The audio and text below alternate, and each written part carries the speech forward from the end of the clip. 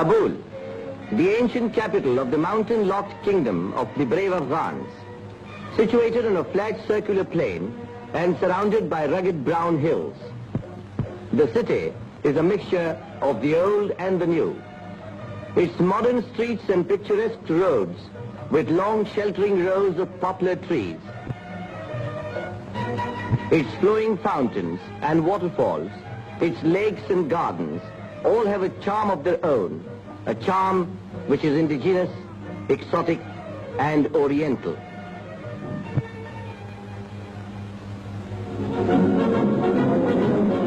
Every year, the freedom-loving Afghans celebrate the last week of August as their Independence Week. The martial music of the Afghan bands resounds in the decorated streets of the metropolis and draws hundreds of ruddy-cheeked lads from their homes and thousands of trigger-conscious tribesmen from their fields to pay homage to the memory of the martyrs who laid their lives so that Afghanistan might live. Liberty-loving Afghans cherish their national freedom above everything else. And these monuments remind them of the heroic sacrifices of generations of their countrymen in the cause of national independence. And this is the monument commemorating martyrdom of the great Mujahid, the late King Nadir Shah, the father of modern Afghanistan.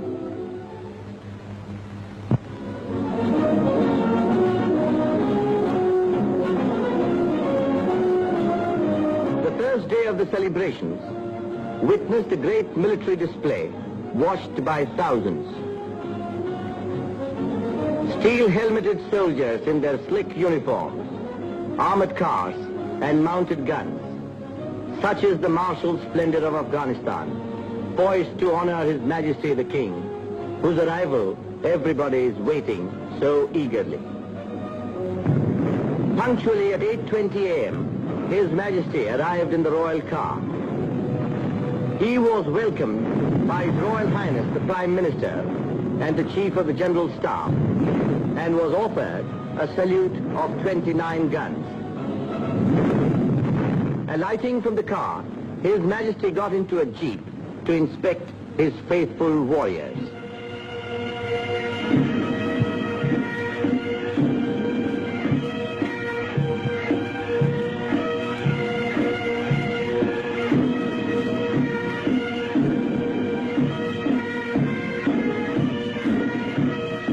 After the inspection, His Majesty got down and with the naked sword paid the homage to the great warrior, late Nadir Shah. His Majesty is under the royal canopy to take salute of the Afghan army. At 8:45 started the passing out parade of the royal troops. The Afghan army is the flower of the nation. The newly commissioned cadets, the young students of the military academy, short-term trainees, rows of policemen and grenadiers march past His Majesty to the accompaniment of the military tunes of the Afghan bands.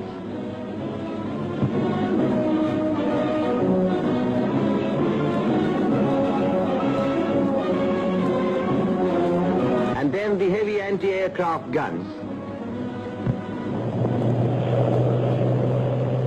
Groups of aeroplanes dived in formation, showering congratulatory leaflets all around. There are also the qualified recruits of the police school and a body of the police force. And these famous batteries, famous on account of the part they played in the struggle for independence. How the admiring crowds cheer them. These are followed by hill batteries, batteries for use in the plains, and more anti-aircraft guns. A number of helmeted men brought the rear of the parade, which lasted nearly 2 hours and aroused tremendous enthusiasm among the watching multitudes. Afghans adore games of all kinds and are keen sportsmen. The Independence Week is also a week of sports, of matches, of races. Every afternoon during these 7 eventful days, thousands of Afghans would gather to witness the hockey and football matches. Here is a hockey match being played between the Afghan military 11 and the team of the All India Hockey Federation, the heroes of the last World Olympiad. What clever stick work and what speed. The first half found both the teams equal. But in the second half, the Indians, by their quick short passes, scored a victory by 3-0. In this course of the matches and games, the Afghan youth found an opportunity for display of gymnastics and races. Young Afghans from various schools and institutions marched past with their bands and banners.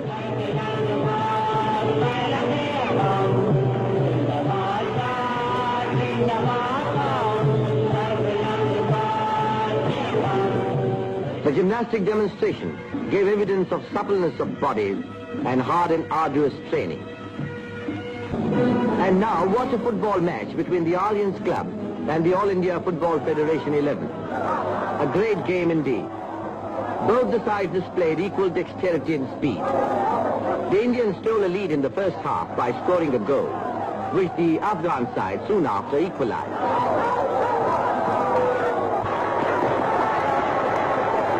Perhaps the happiest during the Independence Week were the Afghan people themselves.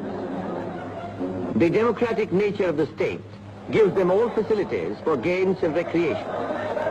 To them, the traditional ram fighting provides as great a pleasure as a duel between two warriors.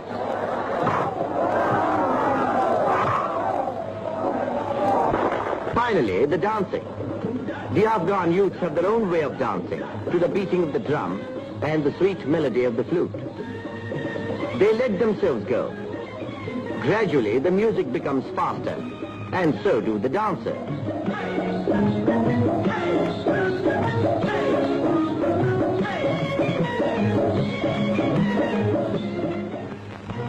Parades, games, and dances are only a part of the varied program chalked out to celebrate the week.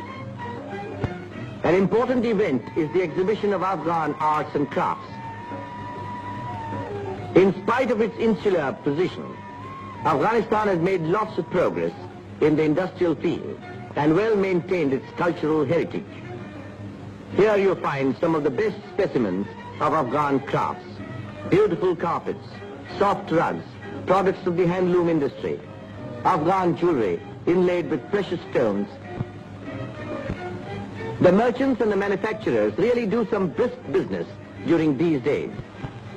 Another major attraction during the celebrations is the Indian Arts Exhibition organized by the Indian Embassy. The Honorable Dr. Keska, Indian Deputy Minister for Foreign Affairs, and His Excellency Shri Rupchand, Indian Ambassador to Afghanistan, took great pains in making this show really representative of their country's art. Afghan hospitality is proverbial. His Royal Highness the Prime Minister, Sardar Shah Mahmud Khan Ghazi, invited the Indian team to his beautiful residence, complimented them on their skill in the game, and gave each member a memento of their visit to Afghanistan, and said, "We Afghans are friends of all and foes of none. With India, our relations are extremely friendly. Your visit to Afghanistan, I am sure, will further strengthen the social and cultural ties which link the two countries together. The future peace of the world depends to a great extent on the happy understanding between nations." The manager of the Indian team made a suitable reply, and the guests enjoyed a sumptuous feast. The Indian ambassador also gave a party to meet the team of his country. Besides the Honorable Dr. Keska, high Afghan dignitaries, the members of the diplomatic corps, other prominent citizens attended the function. Everyone enjoyed a very pleasant party.